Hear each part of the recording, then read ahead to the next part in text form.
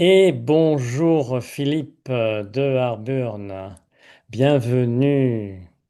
Bonjour Olivier, ça va bien?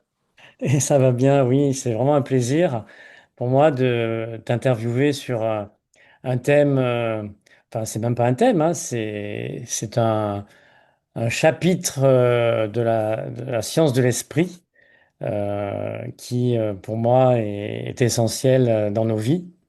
Et d'ailleurs, nous ferons ensemble de nombreuses capsules pour que tu puisses vraiment nous définir le monde du supramental, de la supraconscience, mais aussi sur des exemples concrets qui, je pense, pourront intéresser notre audience. Alors, dans un premier temps, j'aurais souhaité que tu nous définisses le supramental. Aujourd'hui, on le met à toutes les sauces. Mais vu de ta tour, euh, comment tu pourrais définir le supramental? Bon, bah, déjà, merci de m'avoir invité, puis enchanté à tout le monde. Je voulais, en fait, compte, ce qu'on peut définir, je suis une personne qui est assez simple, donc je vais définir le supramental d'une façon assez simple aussi. C'est qu'en fait, quand la conscience supramentale, ça permet d'être complètement libre de la forme et du temps. Donc, à partir du moment qu'on est libre de la forme et du temps, on a accès à l'énergie libre, c'est-à-dire de l'énergie sans forme ni qui n'est pas soumis à une forme de mémoire ou une forme de connaissance. C'est une énergie qui n'a pas besoin de forme pour prendre vie. Voilà. Ok. Et c'est de l'ordre du ressenti? Alors, moi, j'ai intégré le supramental par rapport à une expérience mystique que j'ai vécue, par rapport à l'ouverture de mes centres psychiques, et puis ce qui m'a permis d'intégrer l'esprit au fur et à mesure des intégrations et des prises de conscience majeures par rapport à l'évolution de mes corps subtils. C'est-à-dire que chaque être humain sur la Terre a des corps subtils, c'est-à-dire des chakras qu'on dit, ou des centres d'énergie psychique. Ces centres d'énergie-là, c'est comme des roues d'énergie. Puis on en a plusieurs dans notre corps. Et puis au fur et à mesure qu'on... Parce que après, voilà, tout le monde n'est pas capable de comprendre qu'on est dans un cycle de réincarnation. Mais à partir du moment qu'on comprend déjà le cycle de réincarnation, on comprend que la réincarnation sert justement à faire développer les corps subtils de l'être humain, jusqu'à temps qu'il puisse avoir une conscience qui commence à être supérieure. Parce qu'au début, quand on a une conscience inférieure, c'est-à-dire reliée dans les chakras du bas, on est plus assujetti à la matière et puis on est moins conscient de la subtilité des choses. Et au fur et à mesure qu'on évolue, si tu veux, c'est-à-dire qu'au début, en même temps, on est psychologique, on dit, et après, au bout d'un moment, on devient spirituel. Et là, à partir du moment qu'on devient spirituel, on commence à être plus dans les croyances, on va dire, que dans l'énergie libre. L'énergie libre commence à venir à partir du moment que tu sors du plan spirituel et du psychologique. C'est-à-dire qu'on sort de la forme et du temps. Donc, il n'y a plus de forme et du temps, c'est que de l'énergie libre. Donc, à partir du moment où l'être, pardon, à partir du moment que l'être commence à être en fusion mentale, ben, automatiquement, l'esprit fait en sorte de dissoudre tout ce qu'il a appris avant, c'est-à-dire les mémoires du passé, tout ce qu'il a cru apprendre, etc. Ben, l'esprit fait en sorte de détruire tout ça. Donc, l'ego commence à vivre une initiation, on dit, pour commencer à comprendre la manipulation, etc., pour pouvoir intégrer l'énergie libre, pour pouvoir devenir libre. Ok. Alors, peut-être il serait intéressant de définir pour notre audience cette notion d'esprit par rapport à l'ego, par rapport au mental inférieur, par rapport au mental supérieur, par rapport à l'âme. Comment tu positionnes l'esprit Et comment tu peux définir aussi ces différentes catégories, hein, mental inférieur, supérieur, l'âme?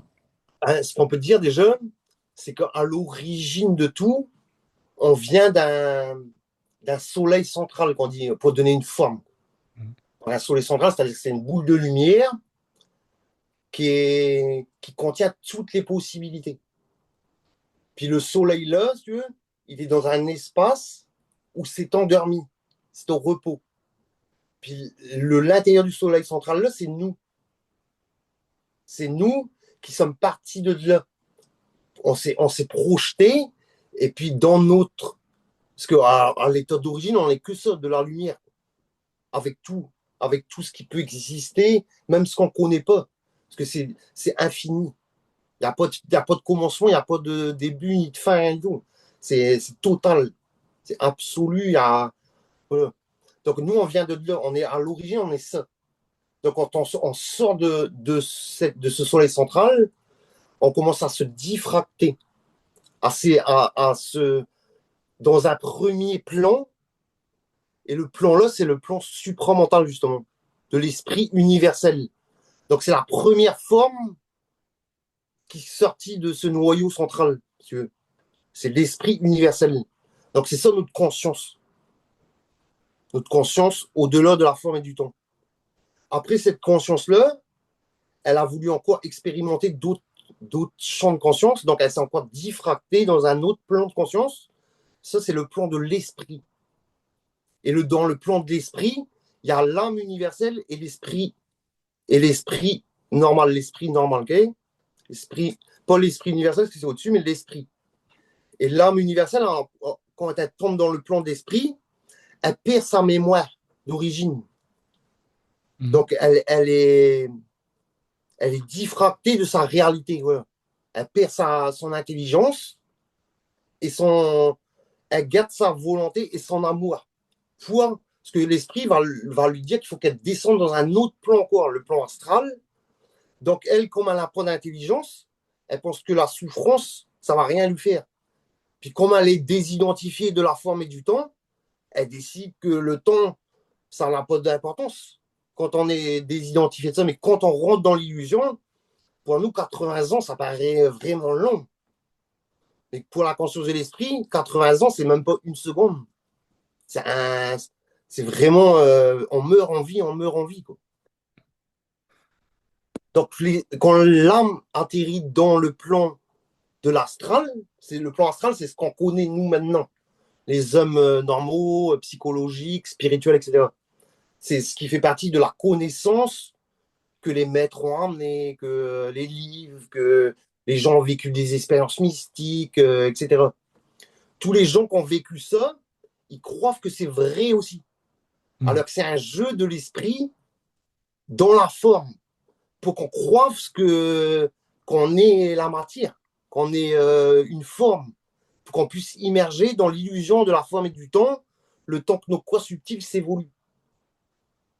Et au fur et à mesure que nos corps subtils évoluent, notre âme, qui est colorée par la mémoire, elle vit plein d'expériences dans la matière. Puis au bout d'un moment, à force de vivre des expériences, ça commence à se poser des questions.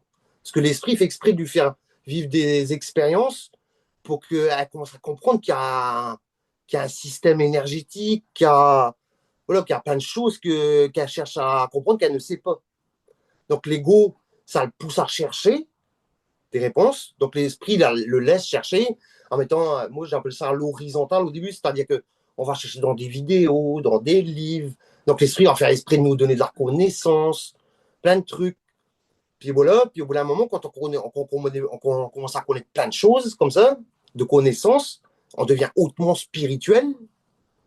Et puis là, on est magnétisé par le plan astral, du haut astral. Donc les entités qui font partie du mental supérieur sont aussi là. C'est-à-dire des maîtres ascensionnés, etc. Donc tous ces êtres-là, ils sont aussi dans une forme d'illusion.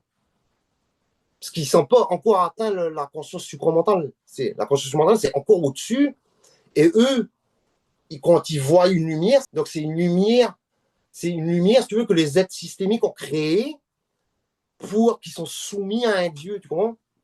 Parce qu'eux, ils ne Hmm. sont pas encore prêts à passer au-dessus en quoi. Et à un moment donné, justement, tous ces êtres-là, les êtres ascensionnés, etc., c'est les êtres qui sont le plus proches de la fusion, en fait, du monde de l'esprit originel sans forme et sans le temps.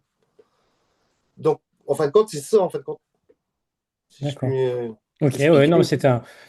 on va dire un bon résumé. Donc, si j'ai bien saisi, on a un soleil central, on va dire matriciel, mais un soleil central qui, on va dire, de là, on peut appeler ça la source d'ailleurs. De là, donc, émane, on va dire, une forme énergétique qui va essayer d'expériencer, mais on va dire, dans l'esprit universel, donc, qui se répand dans l'esprit universel, qui, de l'esprit universel, eh bien, va diffracter et va avoir deux composantes. Un, ça va être l'esprit, d'autre, ça va être l'âme. Et l'âme, c'est ce qui fait l'intermédiaire entre l'esprit et puis notre vie terrestre avec Et l'ego. c'est aussi, l'âme, c'est aussi le côté féminin de l'être. Et l'esprit, c'est le côté masculin. Puis dans les sciences ésotériques, etc., on appelle ça le yin et le yang, le blanc et le noir, etc. C'est un peu ça. Donc le féminin et le masculin, c'est ça, c'est le yin et le yang. Et puis quand on fusionne, en fin de compte, c'est qu'on dépolarise. Ça veut dire que le yin et le yang, le plus et le moins, le négatif et le positif, se font un mariage. Hmm. Puis c'est à partir de là que l'atome central, justement, reprend son origine et qu'il est capable de redonner l'origine à ce qu'il touche et ce qui capte cette énergie. En fait. Donc il n'y a plus de polarité en fait, aujourd'hui qui régit totalement notre monde. Il Voilà, n'y a plus cette notion de bien et de mal. il existe toujours une polarité pour créer, mais la polarité là, elle est créée en conscience. C'est pas une Hmm. polarité subjective. C'est pas quelqu'un qui t'énerve et du coup tu deviens énervé. C'est c'est les c'est une c'est comme une autorité. C'est une autorité de l'esprit. Donc c'est une autorité juste. Ça se met toujours par rapport à une justesse absolue. Ça se déclenche pas pour rien. Hmm. Ok. C'est pas une colère subjective que ta femme est en colère parce que tu as mal fait le ménage. Ouais. Hmm. C'est intéressant. D'ailleurs, on regardera sur d'autres capsules justement des exemples, notamment des exemples concrets. Comment, on va dire, vivre le supramental au quotidien. Je pense qu'on pourra donner des exemples et voir comment on réagit sur le plan astral. Et si on se met sur le plan supramental, comment il faudrait réagir. Je pense Mm, qu'on pourra donner des exemples pour les ouais, prochaines capsules. c'est intéressant. En tout cas, merci Philippe. J'en profite pour mettre en avant ton dernier ouvrage qui s'intitule La voie du supramental, qui est donc disponible chez Amazon. Et j'aurai le plaisir, bien sûr, de t'interviewer sur un nouveau thème très prochainement. Merci bien Philippe. À À la bientôt. prochaine. Merci à toi, Olivier.